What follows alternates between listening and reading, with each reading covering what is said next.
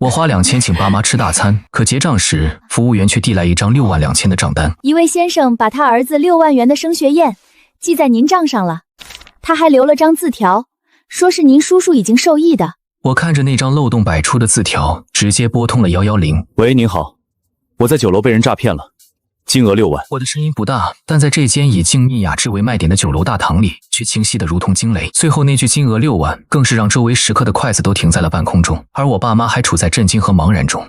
小峰，是不是搞错了？你先把电话挂了，咱们再问问清楚。是啊，报警，多大的事儿啊！万一真是哪个远房亲戚喝多了开玩笑呢？我没有挂断电话，对着电话那头报出酒楼的地址。是的，我现在人就在这里，随时可以配合调查。电话挂断，整个大堂陷入了一种诡异的寂静。不到1分钟，一个挺着啤酒肚、穿着笔挺西装的中年男人快步走了出来。这位先生，有话好说嘛，何必闹到报警呢？可能就是个误会，上面不是写了是您叔叔吗？说不定就是跟您开个玩笑，想给您个惊喜呢。他这番话说得轻描淡写，好像6万块钱只是一个无伤大雅的玩笑。可爸妈却被他这套说辞和一身领导气派唬住了。是，赵经理说的是，我们再问问，可能真是哪个不着调的亲戚。咱们家哪有叫刚的亲戚啊？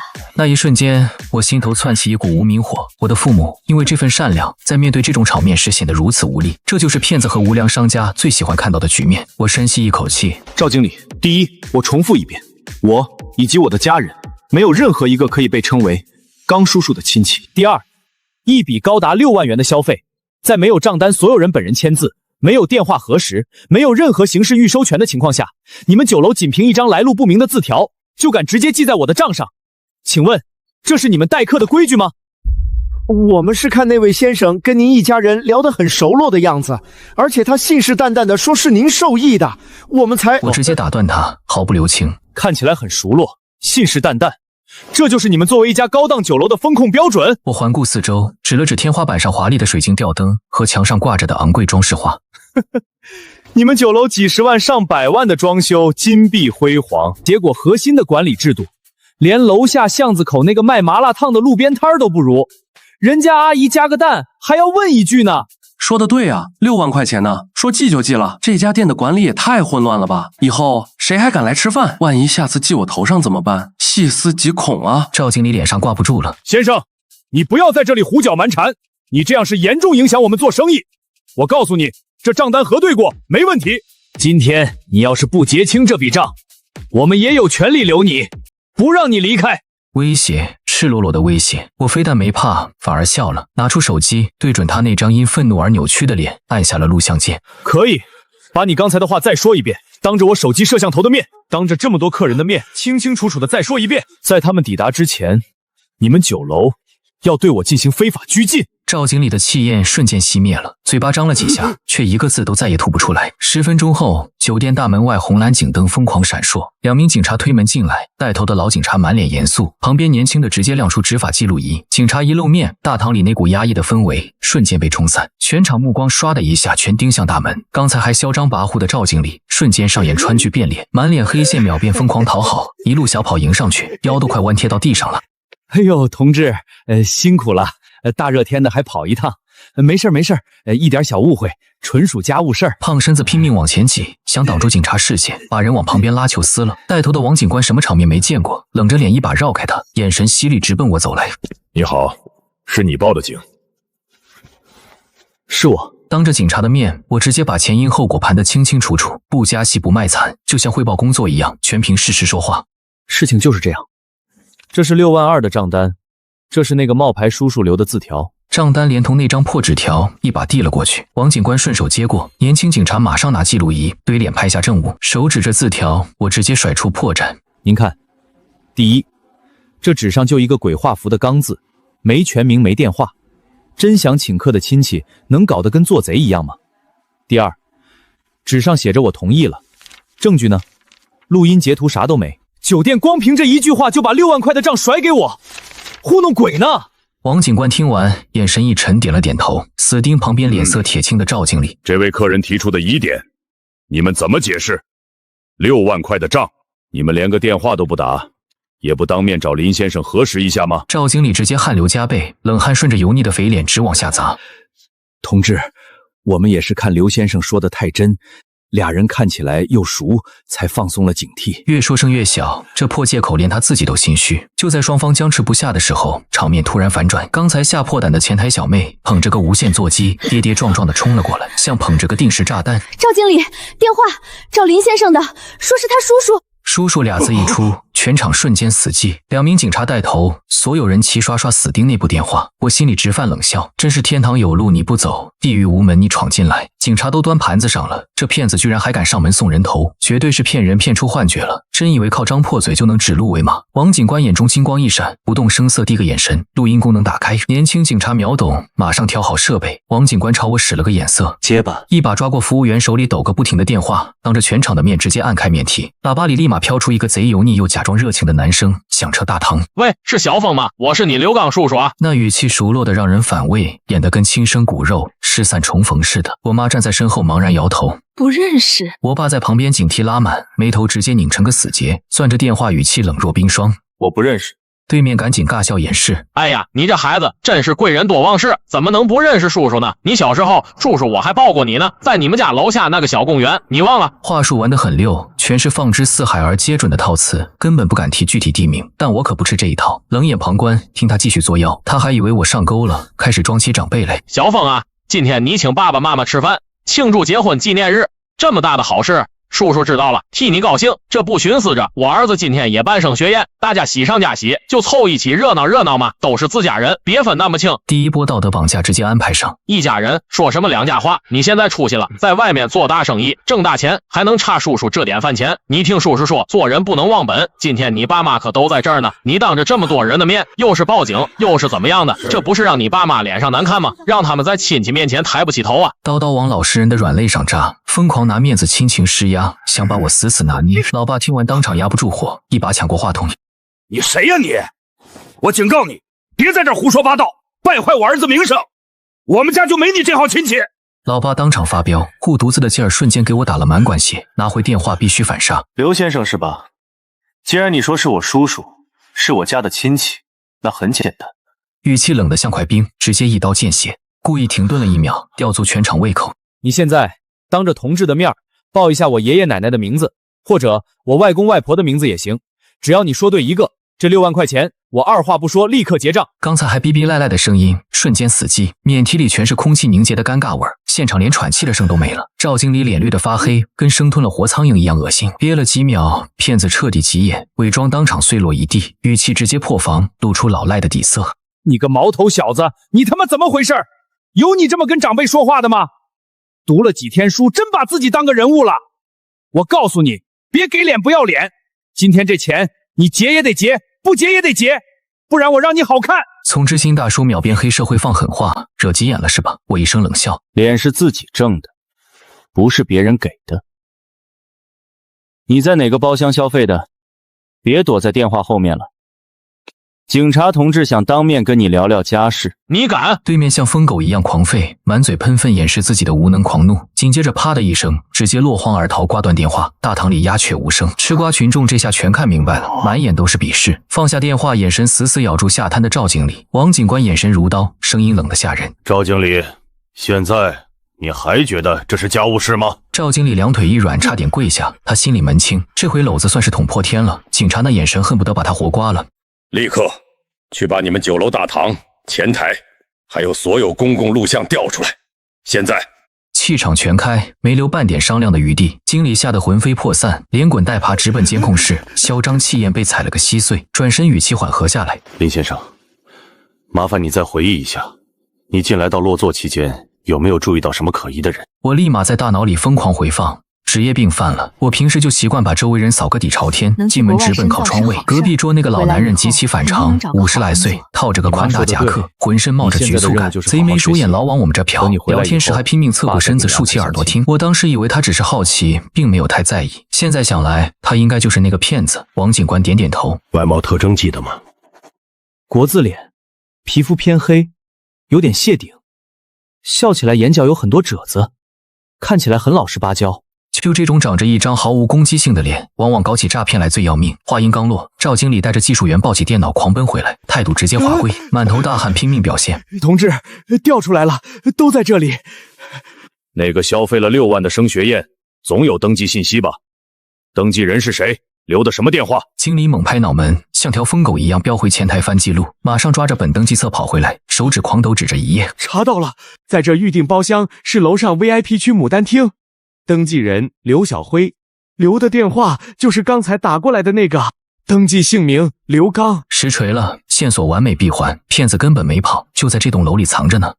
呼叫支援，封锁牡丹亭，控制住现场所有人。旁边警察雷厉风行，立刻拿起对讲机摇人封锁现场。就在这时，监控画面切了出来，画面拍得清清楚楚。我们刚坐下，那个穿深色夹克的中年男人刘刚就站了起来，假装打电话，在隔壁桌来回溜达，俩耳朵全程竖着，拼命往我们这边凑。监控里，我正掏出给老妈准备的结婚纪念日礼物，一条亮闪闪的珍珠项链，亲手给她戴上。老两口笑得合不拢嘴，一家子其乐融融。而那个刘刚就在几步开外，死死盯着那条项链，两眼直放光，满脑子都在打着算盘。看到这，我后背直发凉。感情从刚进门那一刻，我们一家就被这老狐狸盯上了。紧接着更让人火大的画面来了，我们吃完饭起身往外走，刚好跟准备去前台的刘刚撞了个正着。监控里他突然跟打了鸡血一样，冲着我爸妈疯狂点头哈腰，嘴里念念有词，像是在道喜。老两口当时还以为是别的桌喝大的客人认错人了，出于礼貌就笑着点了个头回敬。谁能想到，就这一个客套的点头，竟然成了他嘴里跟我们一家子很熟的铁证。看到这一幕，老妈气得浑身直哆嗦，一阵后怕。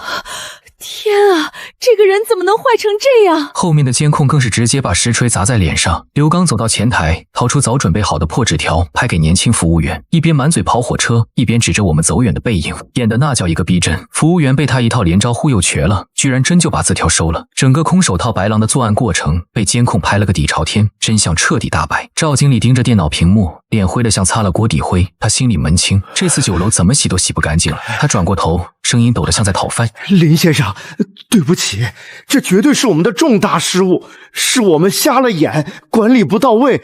您看这……现在说这些，晚了。我要求公事公办。话音刚落，几名增援的警察已经冲进大堂，王警官大手一挥，眼神凌厉，带着人直奔电梯，目标锁定楼上牡丹厅。这场处心积虑的连环套，马上就要迎来最惨烈的翻车。好戏正式开锣，牡丹厅门口两扇厚实的大红木门关得死死的，隔音效果一流。门外警察杀气腾腾，气氛紧张到了极点。门内骗子一家还在推杯换盏，喝得热火朝天。王警官连门都懒得敲，直接冲身后一扬下巴。两名警察一左一右，猛地一把推开大门，砰的一声巨响，两扇门狠狠砸在墙上，震得走廊直响。屋里闹哄哄的敬酒声瞬间掐断，所有人全被这阵势吓傻了眼。超大的圆桌边挤挤挨挨坐了20多号人，正中间主位上，那个穿深色夹克的谢顶男正举着酒杯，喝得满脸通红，唾沫星子乱飞的在那吹牛逼。这孙子正是监控里那个满肚子坏水的骗子刘刚。一看来势汹汹的警察，他脸上的狂笑瞬间冻住，举在半空的酒杯直接定格。旁边坐着个一脸稚气的男孩，应该就是他儿子刘小辉，脸上还挂着准大学生的得意，这会儿直接被吓懵了。王警官眼神跟刀子一样死死盯在刘刚身上，声音像洪钟一样砸满全场。刘刚，你涉嫌诈骗，马上跟我们走一趟。这话一出，全场直接炸锅。刘刚的酒瞬间吓醒了一大半，噌的一下弹起来，脸上挤出个比哭还难看的假笑，拼命摆手。警察同志，哎呦，绝对是搞错了，诈什么骗啊？我就是跟亲侄子开个玩笑，臭小子不懂事儿，咋还真报警了呢？瞄到了后头满脸寒霜的我，秒切演技，装出一副长辈痛心疾首的死相。小峰，你这孩子咋这么不分轻重？赶紧跟警察说清楚，一家人闹什么闹？今天是你弟升学宴，整这出让叔叔这张老脸往哪儿搁？这老登倒打一耙的功力简直是出神入化，一桌子七大姑八大姨愣神过后立马开始七嘴八舌的帮腔。就是啊，屁大点事儿，一家骨肉抱啥紧啊？现在的年轻人真是冷血绝情，长辈给台阶都不下。小伙子差不多得了，你看把你叔急的，别给家里大人添堵。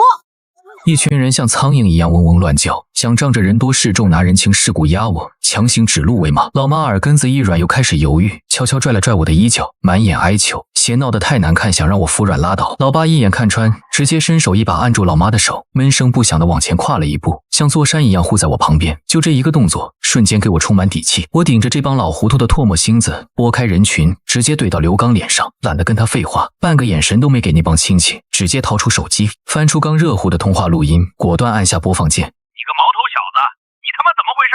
有你这么跟长辈说话的吗？我告诉你，别给脸不要脸，今天这钱你结也得结，不结也得结，不然我让你好看。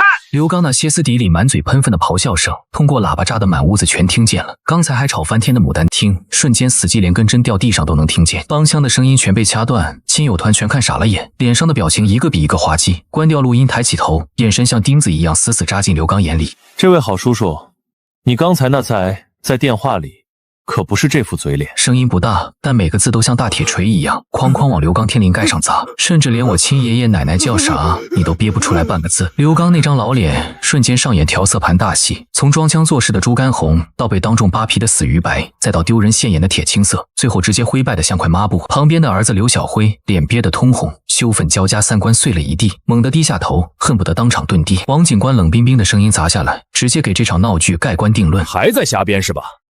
监控加录音，铁证如山。懒得再听他废话，冲身后警察一挥手，咔嗒一声脆响，一副银手镯当着全家老小的面，死死靠在了他那只刚举被吹牛逼的咸猪手上。刘刚就像条被抽了骨头的死狗，垂头丧气被警察架着往外拖。刚才还牛气冲天的升学宴，秒变大型社死现场，沦为全场笑柄。就在快被押出门那一刻，一个中年大妈嚎啕大哭追了出来，一把死死揪住我的胳膊。小伙子，求求你，抬手放他一马吧。这应该就是刘刚老婆刘小辉亲妈，满脸鼻涕眼泪，头发像个疯婆子，眼神里全是惊恐求饶。他就是脑子进水，一时糊涂。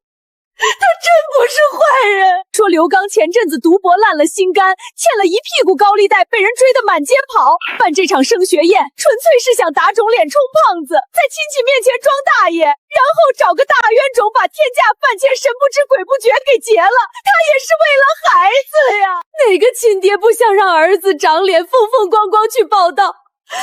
他真是被逼急了，才出了这么个馊主意啊！哭的那叫一个肝肠寸断，这套话术简直是道德绑架的天花板，张口闭口为了孩子，搞得像拿了免死金牌，啥烂事都能洗白。老妈天生心慈手软，一听对方哭得这么惨，加上一句为了孩子，圣母心当场泛滥，嘴皮子动了动，就想替骗子求情。我一眼识破，赶紧一把按住老妈肩膀，给她递了个安抚的眼神，稳住她，转头死盯着那个还不松手的疯女人，语气冷得结冰，压迫感拉满。阿姨，我就问你一句，想让自己儿子有面子，就能理直气壮去骗别人的血汗钱吗？想让你儿子风光，就能把我今天来过纪念日的亲爸亲妈当成随便拿捏的超级大元鲁吗？我爸妈的面子谁来赔？我们的精神损失谁来结账？几句话像连环刀一样刀刀致命，直接把他那套苦情母爱戏码扎了个稀巴烂。他当场被怼得屁都放不出一个，攥着我的手瞬间像泄了气的皮球松开了，简直搞笑。凭什么？凭啥你家太子爷是别人的爸妈就活该当草？凭啥你家缺钱你有理，别人的血汗钱就活该被你吸干？就在这时，一直低着头没吭声的准大学生刘小辉默默走上前，他没像他妈一样撒泼打滚，而是直直走到我面前，红着眼圈，扑通一下给我鞠了个90度的深躬。对不起哥哥，对不起，这破事儿全是我爸造的孽，拖累你们了。这饭钱我就是去搬砖，砸锅卖铁也一定还你。这孩子的眼里没有他爹的贼眉鼠眼，也没他妈的死皮赖脸，全是恨不得找个地缝钻进去的羞耻感和骨子里硬撑出来的担当。看着这个跟他老赖爹完全不是一个品种的半大少年，我心里直接五味杂陈。说到底，他也是被亲爹坑的受害者，本来大喜的日子硬生生被他爹糊了一身甩不掉的臭泥巴。我沉默了几秒看着他，这不怪你，但你爸必须为他自己干的烂事负起法律责任。至于这笔钱，我1毛钱都不会出。酒楼管理烂成这样，惹出这么大个雷，必须全责兜底。这话一出，那对母子当场愣住，赵经理更是吓得浑身打了个冷战，懒得再搭理旁边哭哭啼啼的母子俩。我直接走到赵经理面前，老爸老妈也硬气的跟在后头，盯着他那张比上坟还难看的脸，语气瞬间降到冰点。现在人已经抓进去了，赵经理，咱们该好好盘算盘算这6万块的烂账，还有我们一家的精神损失费了。重回1楼大堂，气氛跟刚才简直是一个天一个地，吃瓜群众基本散光，现场就剩我们一家和酒楼的员工。赵经理那股子狗眼看人低的嚣张劲儿全没了，像个狗腿子一样跟在我屁股后面点头哈腰。林先生，您千万消消气，今天这事千错万错全是酒楼的错，是我们管理漏风，员工眼瞎，才让您二老受了这么大委屈。您看这么着行不？今天您自家消费的2000块直接免单，算是赔罪。至于那6万块的窟窿，您放100个心，我们酒楼全扛了，绝对不牵惹您1分钱。您看这处理结果还成吗？他满眼试探，巴巴地望着我等回复，想拿免单私了，自己抹平坏账。这估计是他手里仅剩的底牌，也是他能给出的最大诚意。换成普通老百姓，碰上这破事，可能也就借坡下驴了。毕竟没亏钱还白蹭顿饭，但我偏不吃这套。端起茶杯，慢条斯理地吹了吹茶叶渣子，一口没喝，接着往桌上重重一磕，砸出一声脆响。掀起眼皮盯着他，毫不客气地摇了摇头。赵经理，你是不是搞错了什么重点啊？第一，我吃饭我买单，天经地义。我们自己花的2000块，我一分不少照结。我不是来这儿讨饭占便宜的，我是来维权的。第二，那6万的烂账本来就跟我八竿子打不着，是你们自己眼瞎放进来的骗子，这锅本来就该你们背。拿你们自己的烂摊子来当筹码，换我闭嘴息事宁人，你不觉得搞笑吗？几句话砸过去，他的假笑瞬间焊死在脸上。估计当了这么多年经理，就没见过我这么软硬不吃油盐不进的刺头。我身子往前一压，眼神死死锁住他。咱们现在要聊的根本不是那6万块，而是你们酒楼必须给我和我家人的赔偿。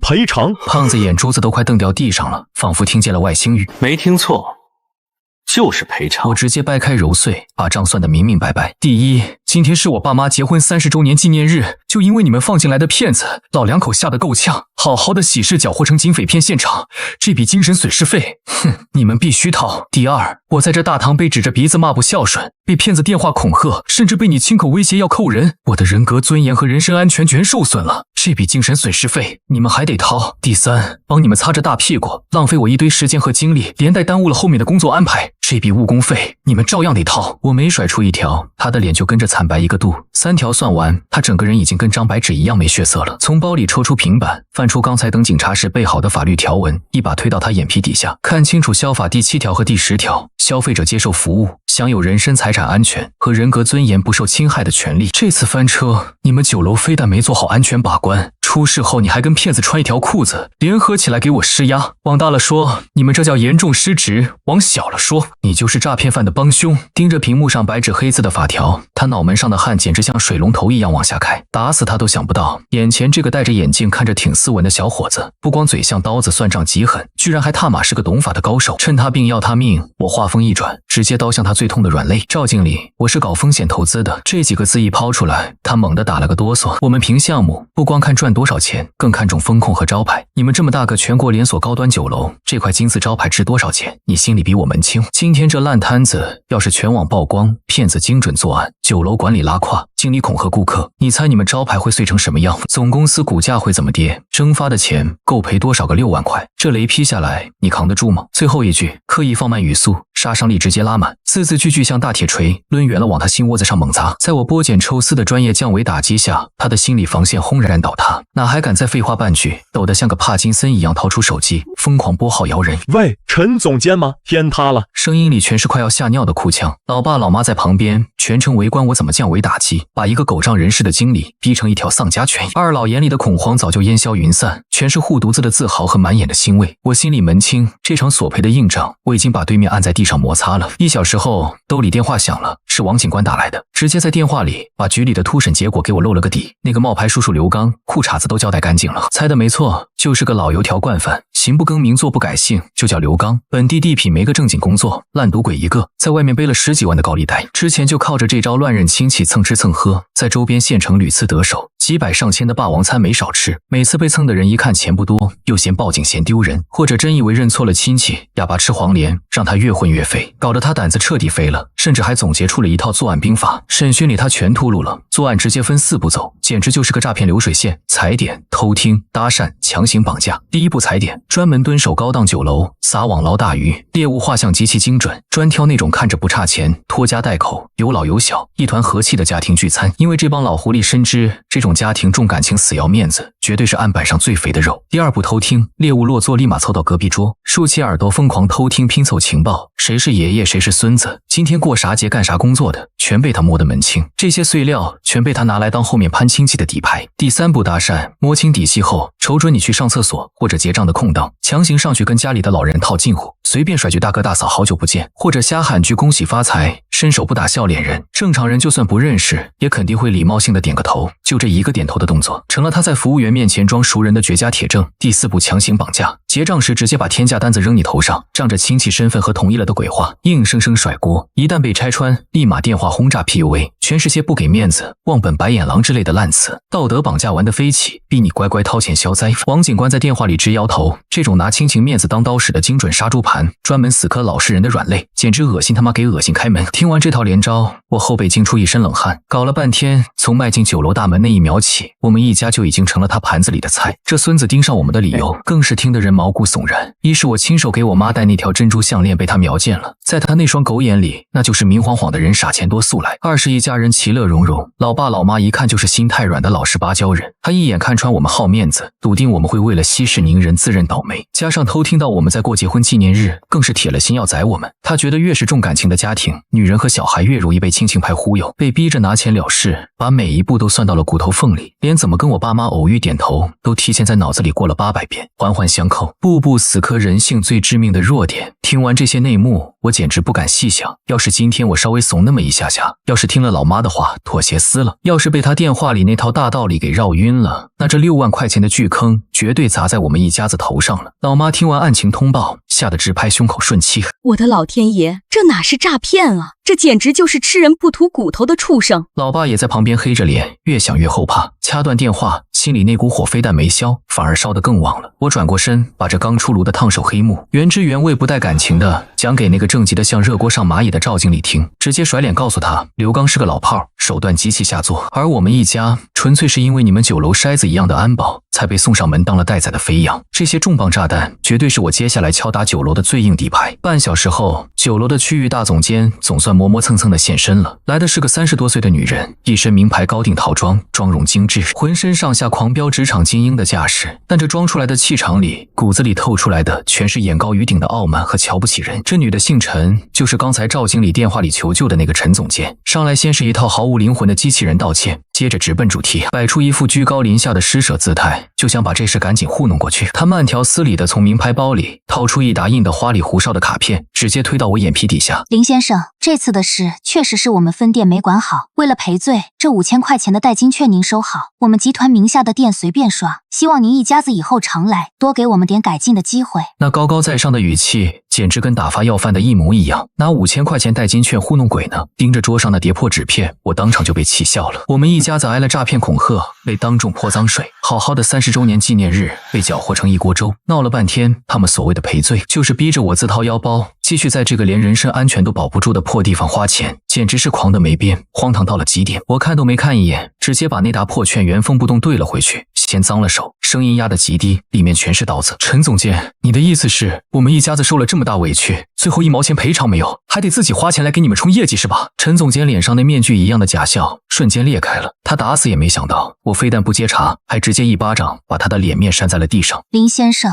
我们已经把那6万块钱的账平了，损失我们自己扛，现在又拿出这么大诚意，您这么闹是不是有点给脸不要脸了？终于装不下去了，语气里全是烦躁和反咬一口的指责。免了6万的账，猛地站起身，居高临下死死盯着他，满眼都是鄙视。那烂账本来就跟我没半毛钱关系，是你们自己眼瞎捅的娄子，你们自己擦屁股不是天经地义吗？怎么从你嘴里吐出来，倒成了老天爷赏饭吃了？至于你说的狗屁诚意，冷眼扫过那沓破纸，恕我直言，我只看到了敷衍和赤裸裸的侮辱。陈总监的脸直接黑成了锅底，双手抱胸往椅背上一靠，眼神冷得像毒蛇。那你想怎么着？你自己开个价，我警告你，别给脸不要脸。盯着他那副死猪不怕开水烫的臭脸，我彻底放弃了跟这种人渣讲道理的念头，冷笑一声，一把拎起包拿上老爸老妈的随身物品。我想怎么着，你们马上就知道了。撂下狠话，连个多余的眼神都没给，带着老两口直奔前台。在那俩或见鬼一样的眼神里，我掏出卡把我们自家消费的2088块结得干干净净，接着扯下账单小票，头也不回地杀出了这家恶心到家的破酒楼。回到家，安顿好受惊的老两口，翻出笔记本电脑直接开干。深更半夜，屋里只剩下键盘疯狂输出的暴击声。我把下午踩的这惊天大坑原汁原味的全盘托出，连标点符号都不带漏的。从6万2的霸王账单，到死胖子经理的恐吓威胁，从极品老赖的电话洗脑，到警察天降正义抓人，连带着警察叔叔科普的杀猪盘套路，还有那个陈总监拿5000块破券装大爷的恶心嘴脸，所有细节所有对话1比1硬核还原，锤锤到肉。接着放出致命实锤，经理扬言扣人的视频，骗子破防的变声录音，还有那张打了码的天价账单，全部作为雷神之锤挨个砸到网上。帖子最后直接敲下一个能在本地炸翻天的核弹级标题。坐标避雷，人均上千的高端酒楼庆贺父母纪念日，竟被陌生人强塞6万账单。区域总监甩5000代金券逼我闭嘴。检查完毕，鼠标一点，全网分发。本地最大论坛、探店平台、个人微博，3管齐下全平台轰炸，确认发送。我心里门清，真正的绝地反击这才刚拉开大幕。互联网的爆发力简直猛得超乎想象。帖子发出去还没1小时，手机提示音直接疯了，狂响不停。评论、转发、点赞的数据像疯狗一样往上狂飙。我操，6万块，这破店想钱想疯了吧？这老千的手法太他妈恶心了，专挑和睦家庭下黑手，纯纯的心理变态。博主临危不乱，报警录音，手撕经理一套，丝滑连招，太飒了！智商碾压局，疯狂打 call，5000块代金券，哈哈哈哈，笑死爹了！这酒楼的公关是脑干缺失吗？一开始吃瓜群众还只是追着骗子骂，替我们一家子抱不平，但很快舆论的风向直接原地起飞。我这篇硬核爆料就像颗深水炸弹，直接把这家店底下的烂泥全给炸翻了。评论区瞬间失控，演变成了一场讨伐无良酒楼的全网诉苦大会。总算有人把这黑店扒皮了。上次公司团鉴定的包间被强行截胡，经理装死，连个屁都不敢放。他家后厨我侮辱过，那画面简直不可描述，狗看了都得吐。一身黑，服务态度烂到家，服务员个个顶着张死人脸，拽到258万，哪来的脸装大爷？菜里吃出钢丝球，找他们要个说法，最后就给免了一道菜的钱，当打发要饭的呢。无数被这家店恶心过的苦主，全在我的帖子底下抱团取暖，疯狂倒苦水，一条条带血的真实验证，直接把这破店所谓的高端遮羞布撕了个稀碎，露出里头又当又立的恶臭底子。第二天刚睁眼，抓起手机一看，事情已经闹翻天了，稳稳霸榜本地热搜第一。酒楼天价账单，新型亲情绑架式诈骗，5000元代金券，几个词条红的发紫，后面全挂着个触目惊心的爆字。我的账号一夜爆粉几万，私信直接卡死，全是网友送来的力挺，还有成吨的酒楼黑历史。本地各大媒体和电视台的记者像闻见血腥味的鲨鱼一样疯狂找我，抢着要给我做独家专访。最炸裂的是，市监局的官方大 V 直接空降评论区，宣布收到海量实名举报，马上成立专案组，对这破店立案死磕。这把火算是彻底点着了。蝴蝶刚扇了下翅膀，一场能把这餐饮巨头连根拔起的世纪飓风已经杀到了跟前。当天上午，股市刚敲钟，酒楼背后的上市母公司股价直接跳水大崩盘，开盘没半小时暴跌 5%， 几个亿的市值瞬间灰飞烟灭。总部公关部的热线电话估计都快被骂冒烟了，全线崩盘，整个集团上下全在救火。我心里冷笑，那个狂得没边的陈总监以为拿5000块钱就能买我闭嘴，这会儿估计连想死的心都有了。下午手机里钻进来个陌生号码，刚接通，对面立马飘来一个低三下四，甚至透着骨子惊恐的颤音。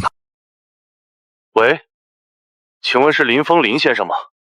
我是餐饮集团总部公关部的负责人，我姓周。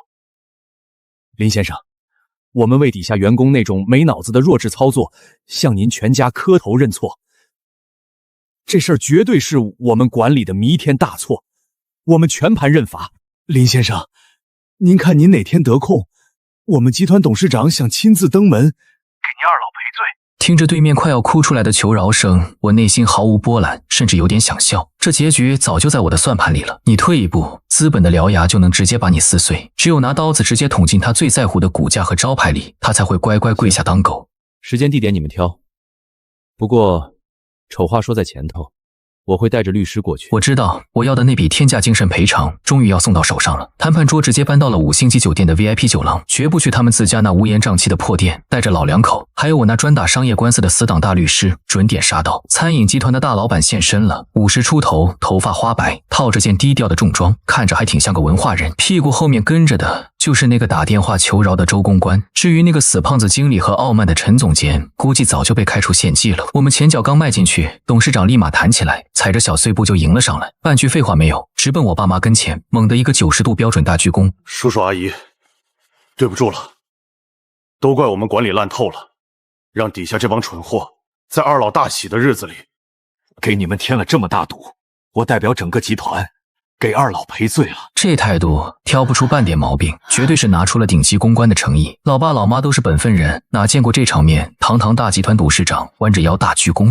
吓得老两口手都没地方放。我一把扶住老妈，眼神都没晃一下，稳稳接下了他的道歉。道歉只是个态度，想平事儿必须得拿出真金白银的诚意。刚一坐下，董事长连客套都省了，直接拍出集团的红头文件。那个死胖子赵强，还有他背后的靠山陈梅，已经当场卷铺盖走人。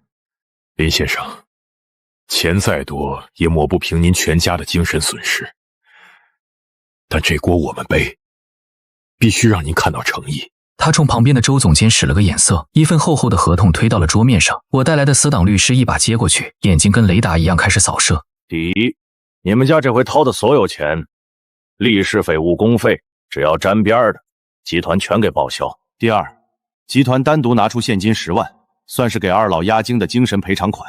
第三，也是最狠的一招，我们直接拿20万砸进反诈账户的池子里，抬头全写您林先生的大名，专门去帮那些被坑的受害者。讲真，这套连招砸下来，属实超出了我的心理价位。尤其是拿我的名义砸钱做慈善，这帮资本家脑子转的是真快，妥妥的危机公关天花板，想把这盆脏水洗成金字招牌。但这还不够，我心里惦记着个更大的雷。钱给的很到位，但我更想知道，你们这烂摊子打算怎么斩草除根？今天换成个软柿子，怕是早就被活生生吃干抹净了吧？董事长脸色一沉，郑重其事地点了点头，反手又从包里掏出一份红头文件。这是连夜赶出来的死命令，专治各种大额天价单的漏洞。下周一全国分店直接锁死新规矩，只要账单过3000，必须本人手机扫脸加签字，漏一个都不行。谁敢再不打招呼掏钞转账挂单，哪怕是1分钱，涉事经理当场滚蛋，门店自己掏腰包填窟窿。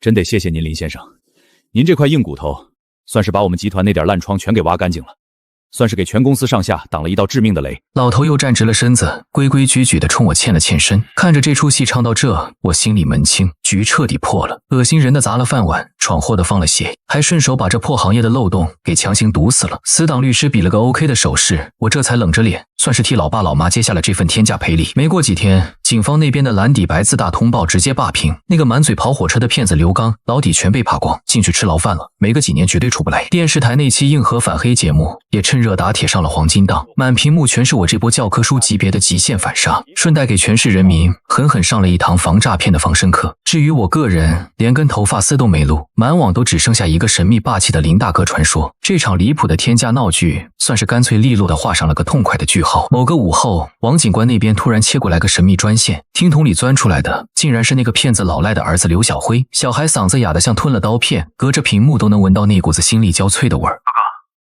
对不起，又来烦你了。电视我看了，案子也结了，我爸进去了，活该。酒楼赔的钱还有那笔捐款，我都听说了。谢谢你没把我们孤儿寡母逼到跳楼。我这几天跑了个兼职，在后厨端盘子洗碗，钱不多，但我以后一定干干净净赚钱。刘小辉，以后路还长着呢，你爹造的你也别往自己身上扛。别让他的烂事把你这一辈子毁了。挺直腰板做人，死命读书，活得堂堂正正，别沾他半点臭毛病。这就是你能给出的最牛的回击。对面瞬间没了动静，过了好半天，才隐隐露出一丝死死憋回去的哭腔。手里攥着白拿的这10万块钱，没默契，直接连办了2件大事。第一，砸重金包了个高端私房菜的顶级包间，给老两口重新补办了一场安安静静的30周年大庆，没那帮乱七八糟的戏精，也没那些瞎打量人的狗眼。一家3口关起门来，吃的比谁都舒坦。饭桌上闷葫芦一样的老爸，破天荒的主动端起了高脚杯，眼角直泛红光，盯着我这亲儿子。以前总觉得你在外面混得再牛，也是个没长大的毛头小子，生怕你一个人在外面被这社会生吞活吞了。经了这回的雷，我才算醒过味儿。臭小子早就满级神装了，现在都能给家里老爷们挡枪眼了。老爸打心眼里服了。老妈在旁边根本绷不住，金豆子啪嗒啪嗒往下掉。多亏了这臭小子脑子灵光，不然我俩这老胳膊老腿的，被人当猪仔卖了，还得替人家鼓掌呢。3个人看着对方的傻样，瞬间笑作一团。之前积攒的所有憋屈火气，全在这一桌子好菜里彻底蒸发了。经历过这场劫难，一家人的血槽反而全加满了。第2件事，拿着手里剩下的钞票，直接包圆了老两口心心念念好几年的云南奢华7日游，订机票包酒店做攻略，全程 VIP 一条龙服务，我全扛了。在机场大厅看着老两口跟个好奇宝宝似的拿着登机牌研究半天，还对着落地窗外的飞机疯狂自拍，那种成就感简直比中彩票还爽。靠自己的硬实力护护住了亲爹亲妈，顺手还圆了他们的梦。这他妈比我谈成1000万的融资大单还要让人上头。就在起飞前，账号后台叮的一声，竟是那家酒楼官微发来的万字感谢信，里面全是大写的福气和道歉，感谢我凭一己之力把他们集团千疮百孔的烂摊子给硬生生盘活了。底下的评论区更是直接炸裂，满屏的彩虹屁。这才是降维打击的终极奥义，教科书级别的绝地反杀，给大佬疯狂磕头，不飒心肠就得配上金刚手段，怼死这帮无赖，看着真解气。凭一己之力肃清整个餐饮圈，哥，你就是电，你就是光，你是唯一的神话。窝在飞往昆明的头等舱里，看着窗外大片大片的云海飘过，心里出奇的安静。这口从天而降的6万块黑锅，简直就像一场魔鬼测试，狠狠捏了一把我所有的底牌。爽的是，这份卷子我直接打出了超神的暴击成绩。